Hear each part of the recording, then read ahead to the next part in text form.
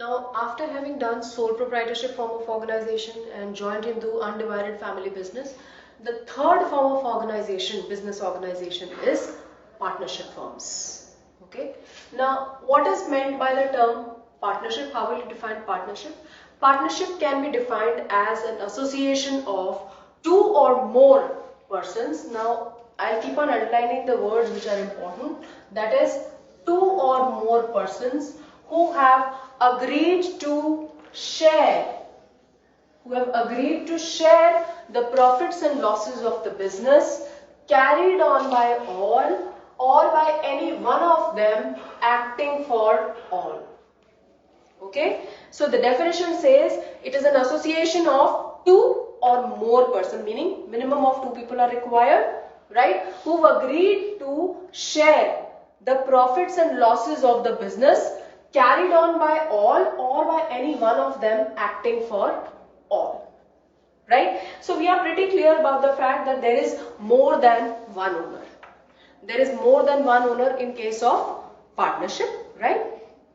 What they do is two or more people, they agree to start off a business and they decide that we are going to share our profits and losses. Now, there is a possibility that, let's say, if there are two partners, A and B, right? They say that we are going to share our profits and losses equally. So the ratio becomes 1:1. जितना profit होगा, जितना loss होगा, हम सब उसको equally बांटेंगे, right?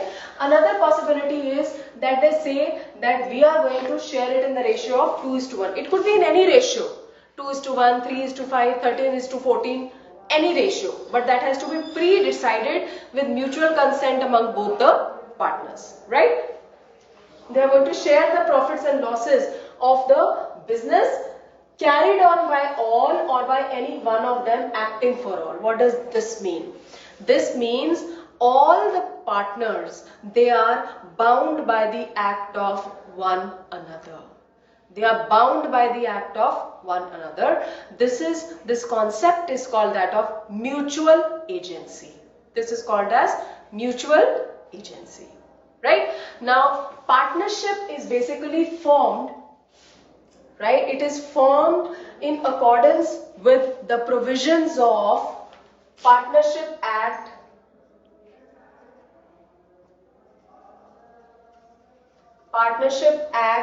1932.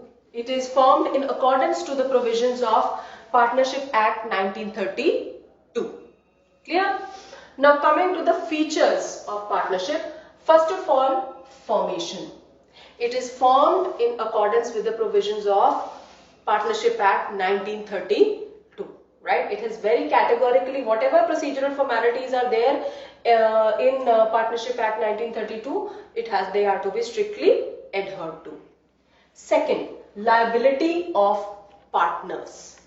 ठीक है, तीन लोगों ने इकट्ठे अपने पैसे मिला के कोई बिजनेस शुरू किया, ठीक है, एक ने 1 लाख मिलाया, एक ने 2 लाख, एक ने 4 लाख, राइट? टोटल कैपिटल हो गई 7 lakhs, ठीक है। अब इन्होंने आपस में डिसाइड किया कि हम सारे जो है ना अपने profits and losses equally share करेंगे, that is 1:1:1, right?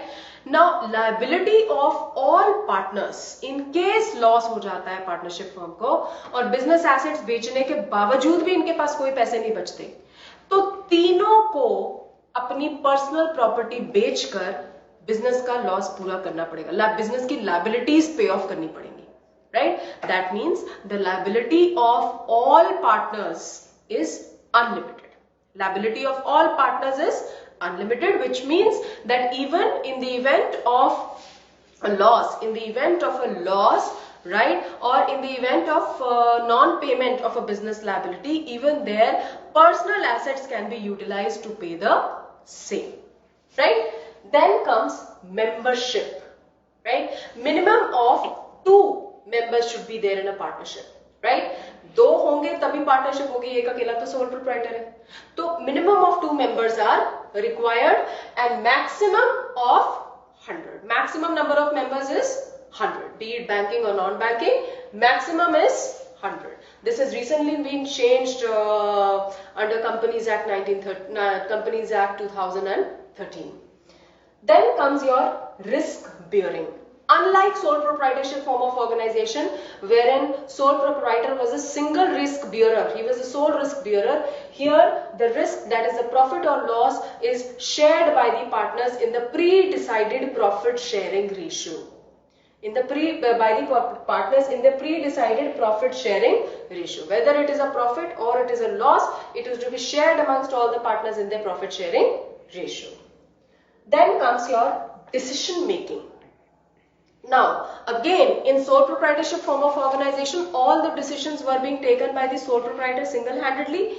Here, all partners in a partnership form of organization, all partners will have to mutually take the decisions. Meaning, final decision will be arrived only after all the partners have given their consent. Right? Then comes continuity of business. Now, continuity of the business, even in the event of death of a single partner also, the partnership stands dissolved. The partnership stands dissolved. Now, what does this mean? It means that if A, B and C are partners, right, C dies. A, B and C are partners, C dies, the partnership amongst A, B and C will come to an end.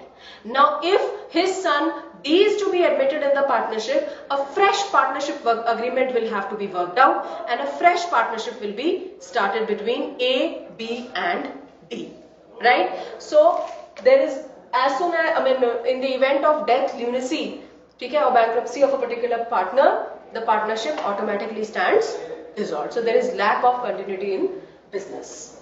Then comes mutual agency. This I have already explained here, that they have agreed to share the profits and losses of the business, carried on by all or by any one of them acting for all. This means that all the partners are bound by the act of one another. Let us say if A, B and C are partners, right?